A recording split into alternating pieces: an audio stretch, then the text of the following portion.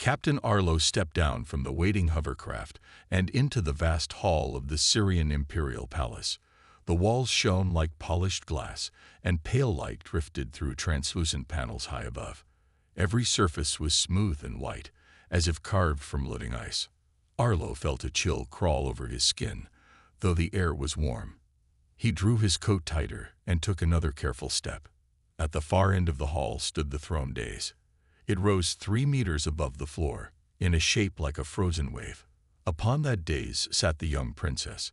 She wore a gown of silvery fabric that caught the light and scattered it in soft patterns. Her hair lay straight and pale as fresh snow. Her eyes were deep blue, almost too calm for a person so young. She watched the hall without moving, as though she waited for something ancient and solemn. Guards in sleek armor lined the aisle, their faces hidden behind smooth helmets. They did not speak to Arlo or acknowledge his presence. It was as if they, too, were in a silent trance. Arlo had come at the Emperor's personal request. He was a human diplomat, and it was rare for any human to stand in the inner court of Sirius Prime. He tried to remember his training. He inhaled once, held it, and then released his breath slowly. A hush fell whenever Arlo took a step. No whisper rose among the courtiers, no murmur of gossip. Only the princess remained still, like a statue brought to life. Arlo's heart pounded. He had read reports of the Syrian court's strict manners, but he did not expect this deep quiet. He tried to edge closer, careful not to slip on the polished floor. A nearby aide bowed deeply to Arlo, then froze in that position. The aide's shoulder trembling barely caught Arlo's eye. He frowned. Was that fear, respect, or something he could not name? He noticed, too, the courtiers. Their eyes were fixed on the princess, their faces expressionless. It seemed that no one dared blink. As Arlo drew within 10 meters of the dais, a voice echoed in his mind, a distant memory of a story told by the embassy's historian. The historian had spoken in low tones about a secret. The princess's true name was lost. No one in all Syrian history had spoken it for centuries. Without her name, she could not speak her own thoughts freely. The name had power to summon storms, to calm raging seas, to bind the wills of those around her. But the old magic faded once the name fell silent. Arlo swallowed. He glanced at the princess again. Her stillness held a weight he had never felt before. Every step he took felt heavy, as if the air turned thick with memory and unspoken words. He came to a halt at the edge of the dais platform and bowed his head in respect. The princess's gaze did not waver. It met his, clear and unwavering. And in that instant, Arlo understood that this meeting was more than a diplomatic gesture. It was the opening of a story long buried by time. A story that began with a name no one dared remember. Late that evening, when the pale glow of the twin moons touched the palace towers, Captain Arlo received a sealed message. The script was unfamiliar, yet clear. He was invited to the princess's private chamber. Only 2 guards would accompany him. The words gave no reason, only time and place. Arlo felt a mix of honor and dread settle in his chest. He dressed in the plain uniform of the human embassy, his boots silent on the marble floor. 2 Syrian guards met him in the corridor. Their helmets gleamed softly, and neither spoke as they led him through winding halls. The corridors curved like frozen rivers, lit by soft light that seemed to float above the ground. Arlo's footsteps echoed, and he shivered, though he could not tell if it was from the chill or the weight of what might come. At last, they stopped before a heavy door carved from pale crystal. One guard raised a hand, and the door opened without sound. Arlo stepped inside and found himself in a small chamber lit by tall candles arranged on ivory stands. The flames burned silver, casting long shadows that danced on the frost-covered walls. The air smelled of cold jasmine and faint ozone. In the center, the princess stood alone. Her silver gown whispered as it brushed the floor. Around her ankles and wrists lay delicate frost patterns, like lace spun from ice. She did not turn immediately. Instead, she lowered her head, her long hair spilling forward like a pale waterfall. Arlo paused, unsure if he should bow or speak first. She lifted her eyes. They were the same deep blue he had seen in the throne room, but now they held something more, a spark of curiosity tinged with loneliness. Arlo realized that this was his first chance to hear her voice. He swallowed once, then offered a respectful bow. "Your Highness," he said in clear tones, "you asked for me." His voice sounded small in the vast stillness. The princess nodded slowly. "Captain Arlo," she replied softly. Her words were precise and calm, like ice breaking on a quiet lake. "I wish to speak with you alone." She gestured to the guards. They stepped back and melted into the shadows without a sound. Alone with her, Arlo's heart pummeled his ribs. He wondered why she trusted him. No human had ever shared this chamber before. He recalled the old tales of Syrian royalty, that the princess lived in silence, sealed away to protect an ancient power. Yet here she was, inviting him to cross that barrier. The candlelight flickered, and a gentle wind swirled in the room, though there were no windows. A thin layer of frost formed on the floor around the princess, rising like the tide at midnight. Arlo watched, mesmerized. "Why have you called me?" he asked, steadying his voice. She paused, her breath visible in the cool air. "I need someone who has no fear," she said. "Someone who will speak what must be spoken." Her eyes searched his face, searching for honesty. Arlo felt the air grow heavy. He sensed that her request would lead him deeper into Syrian secrets than any diplomat should venture. Yet something in her gaze stirred his courage. "I will speak," he answered. "Please tell me what you need." The princess closed her eyes, as if gathering memory from some hidden place. Her lips curved with a hint of hope. Outside, the candles fluttered, and the frost shivered at her feet. In that quiet chamber, under the watch of ice and moonlight, Captain Arlo took his first true step into the princess's frozen world. At first light, Arlo made his way through silent halls to the scholars' wing. The wing was quieter than the rest of the palace, lined with tall shelves of scrolls and books. Torchlight flickered on icy walls, and the air smelled faintly of old parchment. Arlo felt a mix of excitement and caution. Today he would seek the only person who might know the princess's name. He found the historian's door unlatched. Inside, an old man hunched over a low table, tracing characters in a dusty tome. His hair was white as snow, and his hands shook with age. He did not look up when Arlo entered. Arlo cleared his throat softly. "Sir Mavros?" he asked. The historian lifted his head slowly. His eyes were pale and clouded, as if he could see beyond the room. He nodded. "Captain Arlo," he said in a cracked voice. "You come about the princess." Arlo bowed. "I wish to learn her name," he said simply, "to help her find her voice." Mavros's breath caught. He pressed a trembling hand to his chest. "Many have tried," he whispered. "All have failed." He motioned to a chair. Arlo sat, careful not to disturb piles of scrolls. Mavros opened a heavy book bound in white leather.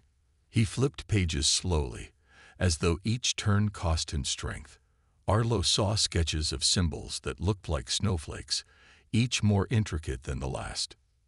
"These are fragments," Mavros said, pointing to a faded glyph. "This part means winter's heart." The historian's voice dropped to a hush. "This line here is breaker of storms." He traced the letters with a gnarled finger. The full name was a gift from ancient spirits. It could calm a raging sea or summon the fiercest gale. Arlo leaned closer. His heart beat fast. Why was it lost? Mavros closed the book and sighed. Long ago, a rival court betrayed the princess's line. They sought to steal her name's power. To protect her, her ancestors spoke it once, then sealed it away. They broke the syllables and hid each piece in secret places. He tapped his temple, and in memory. Arlo frowned. Memory alone cannot keep it safe. The historian's eyes, once distant, fixed on Arlo. True, the name faded as the old magic died. Now the princess cannot speak her own heart. He fell silent, staring at the candle on his desk, as if it held all the answers. Arlo stood. "Will you help me find the rest?" Mavros shook his head. "The archives are sealed. Only the Emperor may grant entry." His gaze softened. "But I can give you this." He handed Arlo a thin scroll tied with silver ribbon. "This is a map of the Forbidden Archives. It shows one hidden entrance. Beyond that, you must trust your own skill." Arlo accepted the scroll, feeling its weight. He bowed deeply. "Thank you, sir." As Arlo left, Mavros called after him, his voice echoing in the still air. "Speak carefully, Captain. Words carry power." Arlo tucked the scroll into his coat and walked back through the scholar's wing. In his mind, he read the historian's warning again. Each step brought him closer to the archives, and to secrets that had slept for centuries. Yet he felt certain of one thing: he would not turn back. That night, Captain Arlo waited until the palace was silent. He wrapped the silver scroll map around his wrist and slipped from his quarters. The corridors lay empty under soft moonlight that filtered through the pale walls. His boots made no sound on the polished floor. He followed the map's lines to a hidden door in the scholar's wing. The door was carved from frosted glass and stood half open. Arlo's heart pounded as he slid inside. He touched the wall panel beside the door, and the glass melted like ice, then reformed solid behind him. He was inside the Forbidden Archives.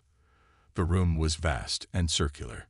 Shelves rose to a vaulted ceiling that glimmered like the night sky. Floating lights hovered in midair, each like a tiny star. The air was cold, and Arlo's breath formed small clouds. Scrolls and books lay on lecterns of white stone. He moved forward carefully, following the map's directions. According to the scroll, the first clue lay in a book bound with silver thread. Arlo found a lectern marked with a frosty emblem. He lifted the book. Its cover was smooth, without title or mark. He opened it and saw pages filled with delicate scripts and runes. One line stood out, a series of letters shaped like snow petals. He pressed his finger to the page and saw that the letters glowed faintly under his touch. A low hum began to echo through the chamber. Arlo froze. From the shadows, shapes formed. Tall figures of pale stone, each wearing a crown of ice. Their eyes glowed white. They stood as guardians of the archives. Arlo's mind raced. He remembered Mavros's warning. Words carry power. He had to be careful. One guardian stepped forward, its voice a hollow whisper. "Who enters here?" it asked. Arlo swallowed and spoke in a clear voice. "I am Captain Arlo of the Human Embassy. I seek the fragments of the princess's name." The guardian studied him.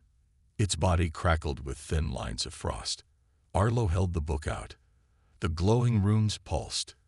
After a long moment, the guardian nodded once. "Take the fragment and leave," it said. "But beware the second seal." Arlo thanked the guardian and closed the book carefully.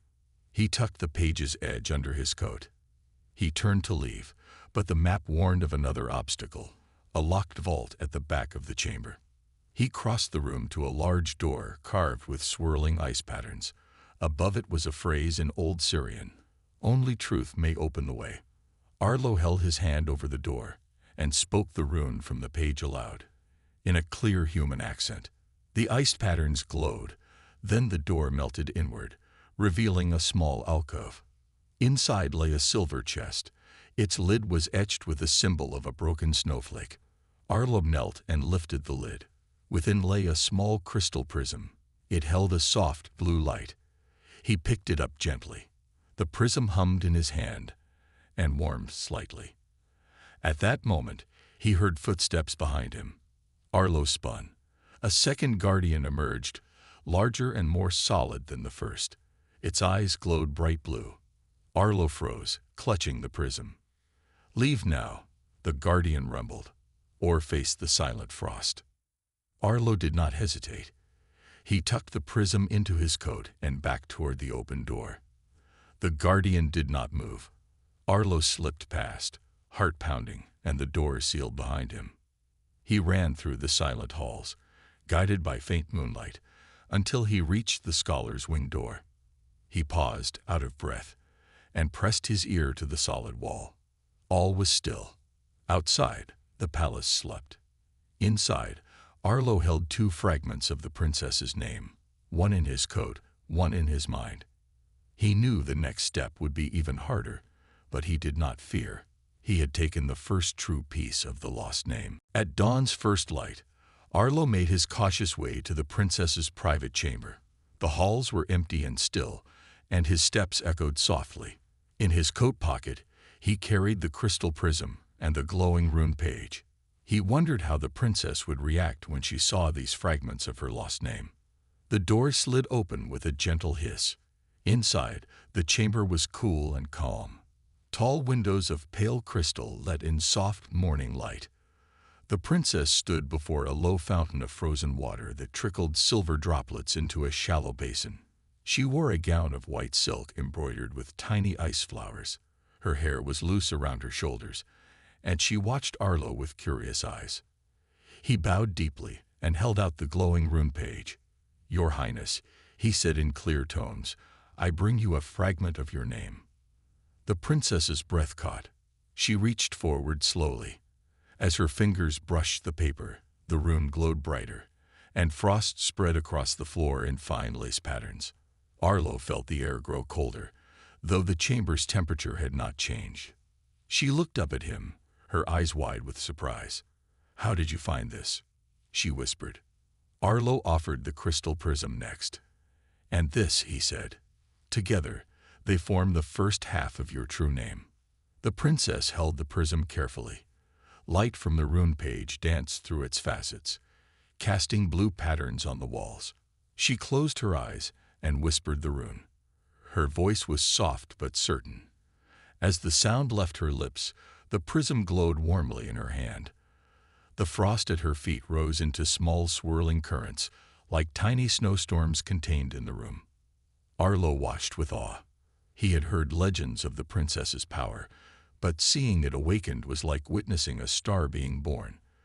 The frost currents formed shapes in the air, delicate letters that spun before settling into a word he could not read. The princess opened her eyes, and for a moment she seemed changed. Her cheeks were pale pink, and her gaze held a spark of joy and fear together. She looked at Arlo as if seeing him for the first time. "You have done what no one else could," she said. "You have found the first half." Her voice trembled. "But can you speak it?" Arlo's throat felt dry. He had practiced the words alone, but speaking aloud in the presence of her power felt different. He swallowed and spoke the rune page fragment as closely as he could remember it. His accent wavered, but he pronounced each syllable with care. The chamber shivered. Frost patterns raced across the walls and ceiling, forming a glowing script. The princess placed the prism in the center of the frozen fountain. Light flared, and a wave of warmth spread through the room. The fountain melted slightly, the water running clear once more. The princess exhaled, and the frost dissolved into sparkling droplets that hung in the air like tiny jewels. She held out her hand to Arlo. Her palm glowed with soft blue light. "Your courage has broken the first seal," she said. "Now I can remember part of who I am." Arlo took her hand gently. He felt a pulse, like a heartbeat of ice. In that moment, he knew their journey had truly begun. With half her name remembered, the princess smiled, a small, hopeful curve of her lips. The silence of the court felt far away now, replaced by the promise of voices and power rekindled. News of the princess's partial awakening spread through the palace like a swift breeze. By midday, Arlo sensed eyes watching him in every corridor. He gripped the crystal prism under his coat, uneasy at the growing tension. He knew rival nobles might try to steal the fragments for themselves. That afternoon, the emperor summoned Arlo to a private audience. In the grand council chamber, rich tapestries of frozen landscapes hung on the walls. The emperor's throne was a towering seat of ice and gold. His stern gaze fell on Arlo as he knelt. "Captain Arlo, The Emperor's voice rang clear. "You have done well. The princess thanks you." He paused, and the courtier shifted. "But know this, many here will oppose your work. They fear her power, and will betray anyone to stop it." Arlo bowed lower. "Your Majesty, I understand. I only wish to help the princess." The Emperor leaned forward. "Take this," he said, handing Arlo a ring stamped with the imperial seal. "It grants you safe passage within the palace. Use it wisely." With the ring warm against his palm, Arlo left the chamber. He felt a surge of relief, but also a new burden. He had authority now, yet every step he took drew suspicion. He hurried back to the princess's chamber to share the Emperor's gift. In the hallway, a guard barred his path. The man's helmet was off, revealing a cruel smile. "Where do you think you're going, human?" The guard sneered. He grabbed Arlo's arm. "Show me that trinket." Arlo held up the ring. The guard's face twisted with envy. "Hand it over," he demanded. Arlo's jaw clenched. He pushed past the guard and sprinted down the hall. He heard the guard shout at others, rallying them. Arlo's heart pounded. He turned into a side corridor, hoping to lose his pursuers. Just then, the princess appeared at the far end, her silver gown catching the light. She moved with purpose. Arlo waved frantically. She hurried toward him. Quickly, she whispered, "This way." She led him through a hidden door behind a tapestry. The door closed silently. They were in a narrow stairwell that wound downward. Below, the palace servants' quarters lay empty. The air was warmer here, and lanterns glowed softly. Arlo and the princess reached a heavy door marked with the same frosty emblem as the forbidden archives. The princess placed her hand on the emblem, and the door swung open. Beyond lay a small room lit by candles in crystal sconces. A low desk held a leather satchel. Inside were scrolls, maps, and a velvet pouch. Arlo opened the pouch and withdrew a second crystal shard. It shimmered with pale light. He recognized it from the map, the next fragment of her name. The princess touched the shard, and a soft breeze stirred in the closed room. She spoke the fragment's syllable, and the shard glowed brightly. The candles flickered but did not extinguish. Outside, the sound of armored boots grew louder. Arlo knew the guard would soon find this place. He closed the pouch and slipped it into his coat. The princess looked at him, her blue eyes clear and fierce. "Thank you," she said softly. "We must hurry before they catch us." They left the room the way they came, two figures moving swiftly through the palace's secret passages. Behind them, the guards' shouts echoed, and torches flickered as servants ran to answer the call. Arlo held the princess's hand as they climbed the stairs. Each step brought them closer to safety, and to the final piece of her name. He felt hope and fear together, knowing their bond was stronger than any betrayal. By nightfall, Arlo and the princess reached the northern tower, where the final piece of her name was hidden. The tower rose like a frozen spire, its walls gleaming silver under the moon. Vines of frost climbed the stone, and wind sighed through narrow windows. Arlo paused at the base, his breath misting in the air. "We must climb carefully," the princess said. Her voice was steady. "The chamber waits at the top." They entered through a side door, stepping into a spiraling stairwell carved from white marble. Each step was worn smooth by time. Torches and sconces lined the walls, but their flames burned pale blue, casting long shadows. Arlo noticed how the air grew colder with every floor they climbed. Halfway up, a doorway opened onto a small landing. Beyond was a balcony overlooking the palace grounds. Arlo stared down at the courtiers gathered below, searching for signs of pursuit. The silver guards patrolled in small groups, but none seemed to notice him. Almost there, the princess whispered. She placed her hand on the wall, and frost patterns glowed briefly under her touch. They continued upward, reaching a heavily carved door at the top. Swirling glyphs covered its surface. In the center was a circular recess the size of the crystal shard. The princess held Arlo's hand as she stepped forward. "Place the shard here," she said softly. Arlo removed the second crystal from his coat and set it into the recess.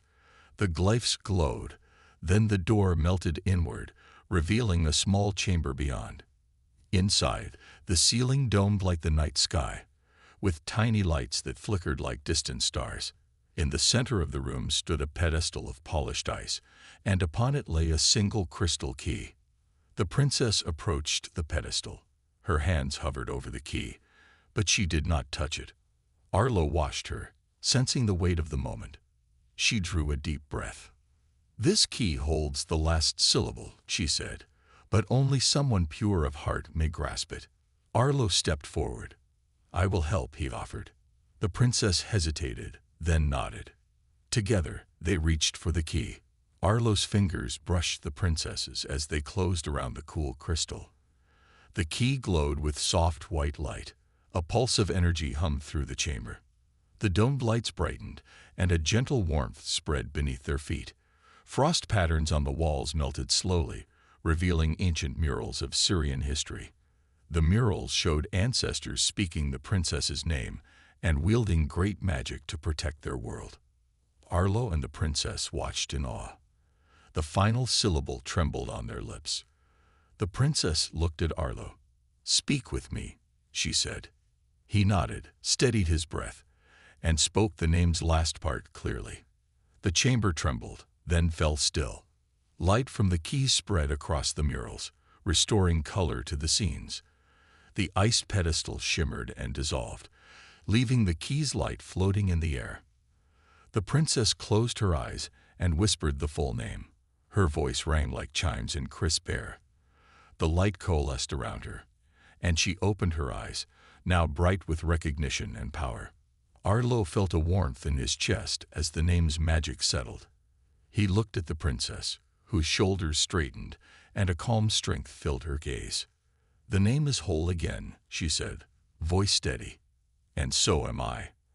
Outside, the palace seemed to sigh in relief. The wind stilled, and the stars above glittered more brightly. Together, Arlo and the princess descended the tower, carrying hope. For her, the return of her true self. For him, the promise of a new alliance between human and Syrian. In the grand courtyard of the Syrian palace, torches burned high, casting warm light on the assembled crowd. Courtiers, soldiers, and emissaries from distant worlds had gathered for the naming ceremony. Banners of silver and white fluttered in the gentle breeze. At the center stood a circular platform of polished ice, edged with glowing crystals. Captain Arlo and the princess stepped onto the platform. Arlo wore the imperial ring at his throat, its seal glinting in torchlight. The princess's gown shimmered as she moved, the crystal key she held catching every spark of flame. The hush of anticipation fell over the crowd. The emperor, seated on a throne carved of ivory and gold, raised his scepter. "Today, we restore the true name of our princess," he proclaimed. His voice echoed in the silent night. "Let the ceremony begin." A hush swept across the courtyard. The princess placed the crystal key in a carved groove on the platform. It fit perfectly, like a final piece in an ancient puzzle.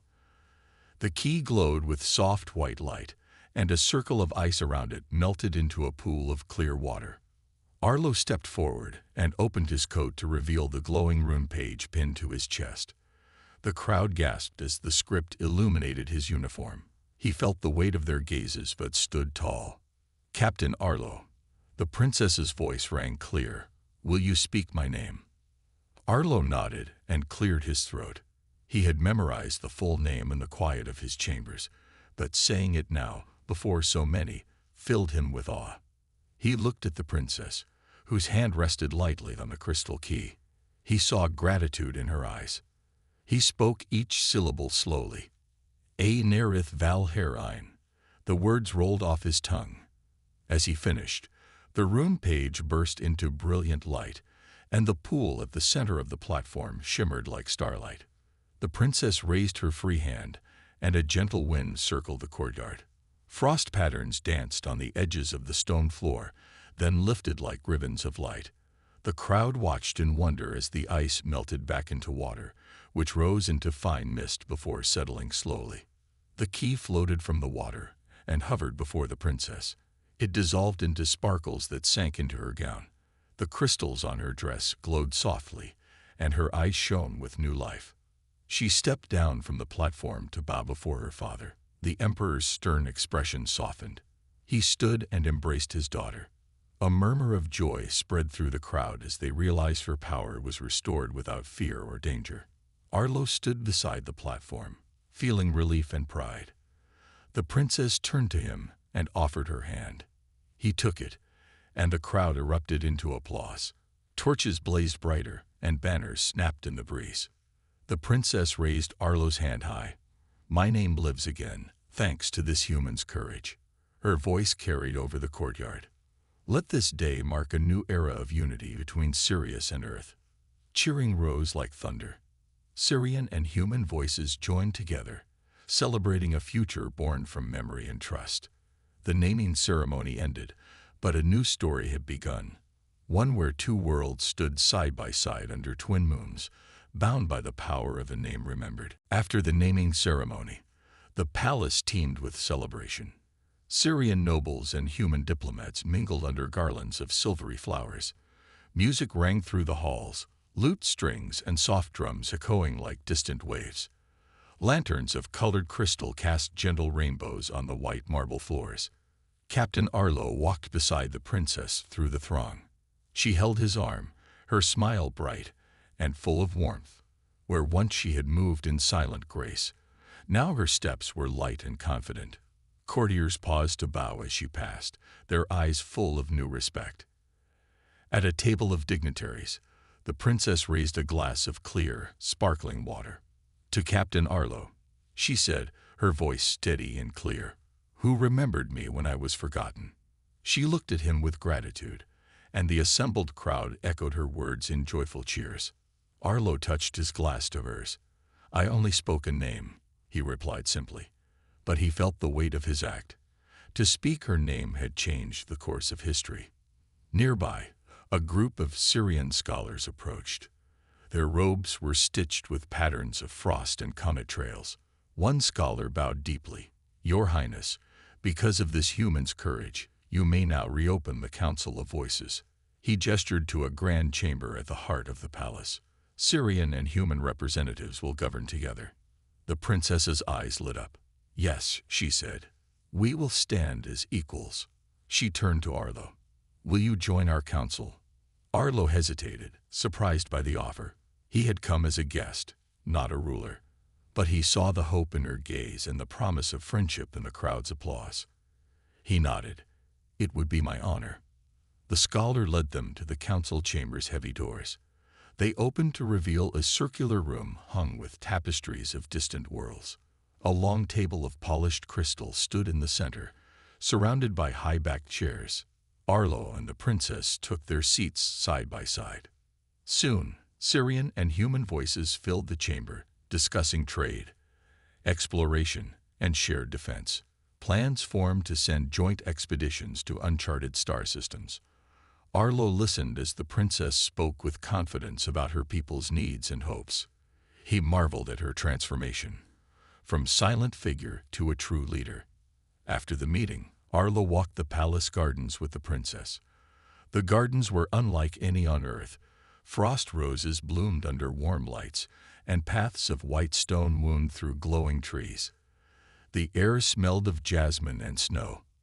"Thank you," the princess said quietly, "for giving me my name and my voice." Arlo smiled. No one else could have done it. She stopped by a fountain of glass-like water. "You showed me that memory and courage matter. Humans have a gift for remembering." She touched his hand. "I will not forget you." Arlo felt a surge of pride. He knew that their bond would shape the future of both worlds. Under the twin moons, they stood together in the garden, united by a name and by hope. Far above, Syrian starships prepared for new journeys. And on Earth, people spoke of the princess who walked with a human, her name remembered at last. The legend of Captain Arlo and Princess Inerith Valhair spread across systems, a story of courage, memory, and the power of a simple name. Weeks after the naming ceremony, the Syrian palace buzzed with activity. Human ambassadors and Syrian leaders moved side by side, planning their first joint expedition. Together, they outfitted a new starship, the Unity of Worlds, its hull painted in white and silver, with Earth's blue-green globe beside the Syrian crescent. Captain Arlo walked the launch bay, checking supplies and consulting with the Syrian engineers. Blueprints hovered in holographic form, and dozens of technicians worked with graceful precision. Beside him, the princess, now fully herself, inspected the crew manifest. "We have 24 specialists from Earth," Arlo said, pointing at the list. "Engineers, biologists, and a diplomatic team." The princess nodded. "And 20 Syrian pilots and scholars. Together, we will chart new worlds." She tapped her fingers lightly on the tablet. "This alliance will stand because we remember each other's strengths." Arlo paused by the ship's gangway. The Unity of Worlds stood ready, its engines humming with quiet power. He remembered the first time he met the princess, the frozen throne room, her silent gaze, and then how her name had fought her heart. A signal beeped on his comm. The princess's voice came through, soft and clear. "Arlo, the crew awaits your orders." He inhaled and straightened. "Very well," he replied. "Let's begin." They walked up the gangway together. Inside the bridge, consoles glowed around a circular command center. Human and Syrian crew members took their stations. The princess stood beside Arlo at the helm, her hand close to his. The engines roared to life. The hull vibrated beneath their feet. Outside the viewports, the stars shifted as the Unity of Worlds lifted from the launch bay and soared into the black sky. A roar of engines echoed through the hangar as the ship broke the atmosphere. In the observation deck, Arlo and the princess watched the Syrian homeworld shrink behind them. Vast oceans gleamed on its surface, and white clouds traced patterns across its skies. Arlo felt a surge of hope. This journey was more than exploration. It was proof that two worlds, once strangers, could stand together. The princess rested her head on his shoulder. "I never thought I would leave Sirius Prime," she confessed. "But with you, I feel at home anywhere." Arlo smiled. "And I never expected to see new worlds beyond Earth." He touched her hand gently. "Thank you for trusting me." She looked into his eyes. "Thank you for remembering." As they drifted among the stars, the Unity of Worlds charted a course to a nearby system called Orcs. Reports said it held planets rich in life and resources. Scientists on board prepared samples and instruments. Pilots ran simulations. Diplomats practiced greetings in each other's languages. Weeks passed in quiet constellations. Crew members formed friendships, laughing over shared meals and teaching one another new customs. Humans learned Syrian music. Syrians learned Earth's dances. Bonds grew as strong as steel. Finally, the first planet came into view. A blue-green orb swirled with white clouds and golden continents.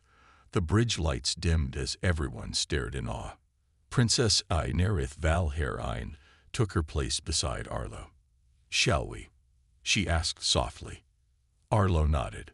Together, they watched the planet grow larger in the viewport. Beyond its atmosphere lay new stories, new challenges, and new friendships waiting to be written.